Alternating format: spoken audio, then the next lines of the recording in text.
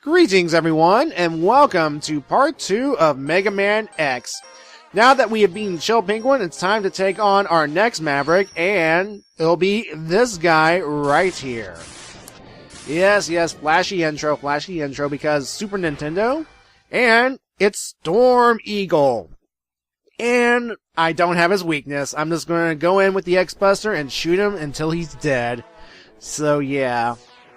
Alright. I do have to say, I really love this soundtrack right here. In fact, I like a lot of the game's soundtrack because, well, it's rockin', you know? A lot of guitar riffs here, there, everywhere, and it's really catchy music. I sometimes go online and look up this music so that I can just listen to it, you know? It makes good background noise. Anyway, you dash off here to get this. This is a heart. And, basically, when you get a heart, it increases X's life bar. And, yeah, you're going to need to find these hearts everywhere because, well, more hearts mean X gets bigger health, which will help X survive the challenges ahead. Now, there are 8 hearts there are 8 hearts in total, 1 per stage, which means you have to look everywhere to find the heart in a particular Maverick stage. There we go. Of course, I didn't get Chill Penguins because I didn't have the proper tools at the time. Don't worry, I'll go back to Chill Penguin stage and get that heart. So, yeah. Anyway, we're going up this way because we are going to get something that will definitely help X out. As soon as I kill this enemy right here. And a nice effect of shattering glass. Alright, and we get this thing, this E thing. This is a sub-tank. It's pretty much equivalent to the energy tanks of the Mega Man Classic series, in that it refills X's health when he gets a bit low. Now, what makes sub-tanks different from E-tanks is that they are refillable. Yes, you can only carry a maximum of 4, but they are refillable. Now, the way to fill up these sub-tanks is make sure that X's health is full, and when enemies drop health capsules, you can just collect the health energy, and when you collect the health energy, there's this little sound, there's this little beeping sound, and that means that energy is being gathered for the sub-tank. And, of course, you keep gathering health and health and health, make sure you don't get hit. And when the sub-tank is full, there's this finishing beeping sound. I guess that's the best way to describe it or something, so yeah. Anyway, I'm being a little cautious right here because these flaming turrets sometimes respawn during this section. I don't know how or why. I mean, I'm just taking a little bit of a precaution right here. I just want to make sure these things don't respawn so that I can just make it through, and yeah. Alright, so as I go on, now, I'm curious, what is beyond those flame tanks right there? I never really had the chance to find out, to be honest. I don't know why. It's not really important to me. However, if you go down here and make your way up to this area, to the right... okay, as I was saying, make your way up to the right. Yeah, there we go. And we shoot these tanks right here. It will lead us to another Dr. Light capsule. And let's see what the upgrade is this time, Doc. This capsule contains an enhancement for your helmet, which will allow you to break some ceilings with a headbutt. So yeah, in other words, we get the helmet upgrade that will allow us to break those type of blocks to the left right here. And this will be important for getting some stuff. In fact, the next stage I'm going to will make great use of this technique right here. So, yeah. Alright, so let me go ahead and talk about Storm Eagle since I haven't had a chance to yet. Let's see, Storm Eagle. Alright. Okay. Storm Eagle. Alright. Storm Eagle was a noble and popular Reploid leader of the Maverick Hunters' 7th Air Cavalry unit. When Sigma started the Maverick Revolt, he was forced into submission after a failed attempt at stopping Sigma. Because of this loss, Storm Eagle's loyalty yet reluctantly agree to... Let's see. Okay. I hate how this is written. Storm Eagle is loyal yet reluctantly agree to follow Sigma in his rebellion. And X will later defeat him, as I'm about to do, aboard the airship Death Rogumer. I don't know how that's pronounced. Alright, see. Now, according to the Day of Sigma OVA, Storm Eagle was originally stationed at the missile base, prior to being moved to the 17th Elite Unit for a short time. X and Zero are shown to have a lot of respect for Storm Eagle. Vile, however, hates him. Okay, that's nice. That's interesting, really. So yeah, this is the same airship we encountered in the beginning, you know, the one that dropped all those cars and then later dropped Vile in his mech and then picked up Vile in his mech, and yeah, so you gotta wonder, how did all that stuff fit in this small airship? I'm guessing it's like a TARDIS, it's bigger on the inside or something, and X somehow just wrecked it by just going inside, so yeah. Anyway, here we are, the battle with Storm Eagle. Now again, I don't have his weakness, so this fight will take a while. Now what will make this fight a little bit easier is having the dash boots, because by having the dash boots, X can just, well, be able to pretty much be resistant somewhat to his air wings, his flapping, and the storm tornadoes. So yeah, that's his weapon, the storm tornado, because Storm Eagle and stuff. So yeah. And Storm Eagle will also be dive bombing at X, and ow. I mean, you can dodge those easily if you time it just right, and you can also shoot while Storm Eagle's dive bombing, so if you have good aim and timing, you can get a few good hits off Storm Eagle while he's dive bombing. Now, some other attacks include him dropping eggs, which will produce little birds, though you can destroy the eggs quickly before they hatch into little birdies, so yeah. And thankfully, during this playthrough, that was the only time, well, so far, that Storm Eagle dive bombs. And I'm thankful for that, really. I mean, at the point of I don't know what about the boss rush when I get to Sigma's Fortress. Yeah, there's a boss rush at Sigma's Fortress. Wouldn't you believe it? Again, Mega Man X is essentially a Mega Man game at its core. Alright. Yeah. I will not be pushed off this airship.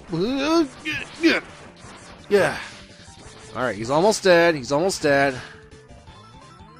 Get rid of these little eggs and... come on. There we go.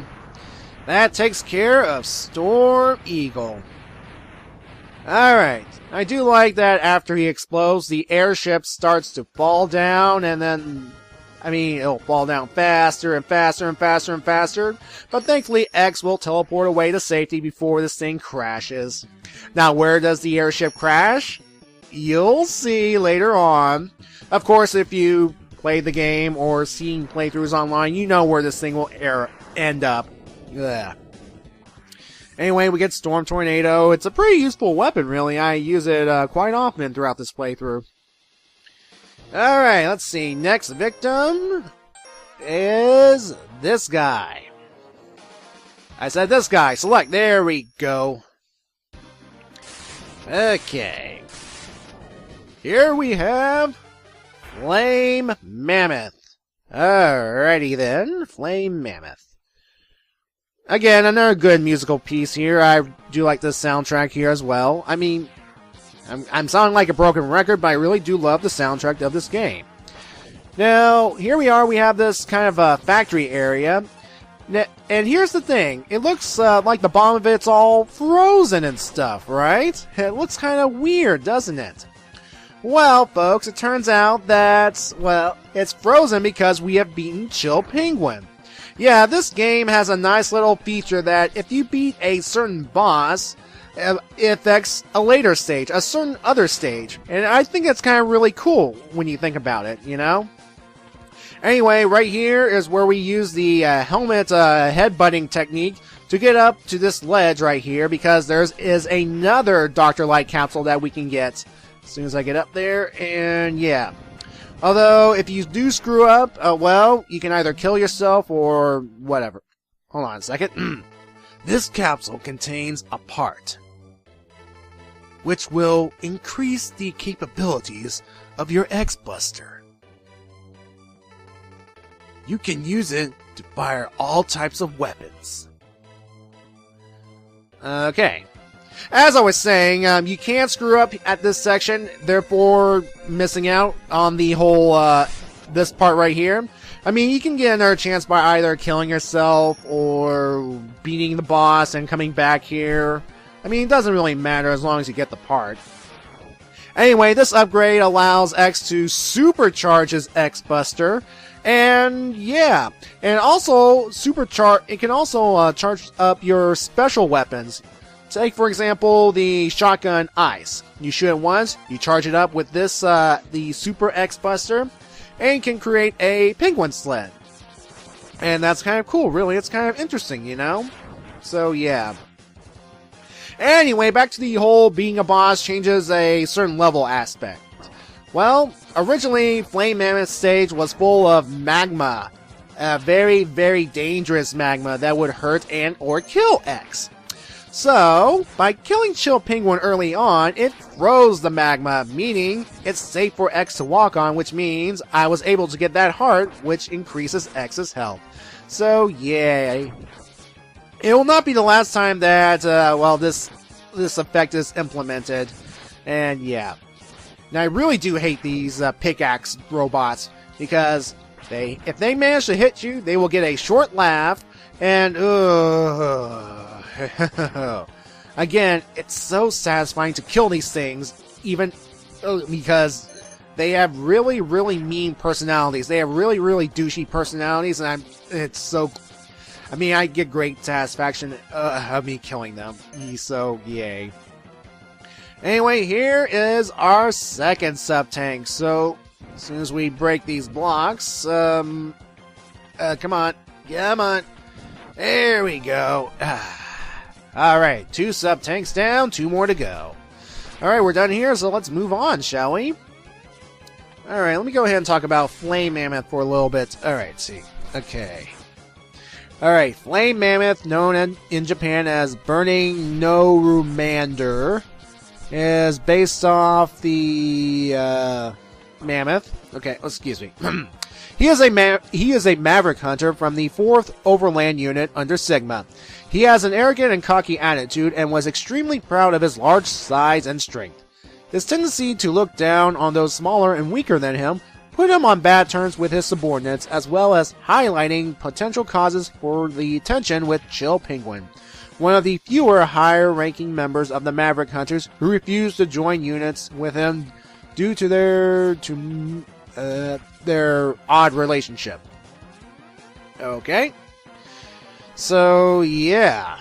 Him and Chill Penguin definitely have this rivalry going on or something, so, that's interesting. It's nice to find out these little things, this backstory here and there through supplementary material, so, yeah. Of course, we have these things right here, these, Sniper Joe wannabes. I mean, they're like Sniper Joes in fact that you cannot attack them as long as they have their shield up, and they only drop their shield when they attack. Only this time they use these mace things instead of buster shots. So yeah.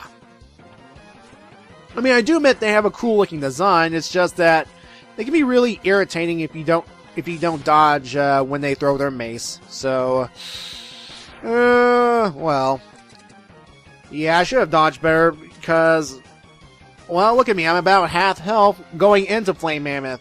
And even though I do have some health in sub-tanks, I probably should have used the health in sub-tank. But folks, this is me being a little cocky going into this fight because, again, I played this game a lot. I know a lot of the boss's strategies and weaknesses, and I was being a little cocky, and it almost cost me this time, so yeah, basically use Storm Tornado, and good old Flame Mammoth will shoot flames, and he will hop around, and when he lands on the ground, it will temporarily stun X if he is on the ground.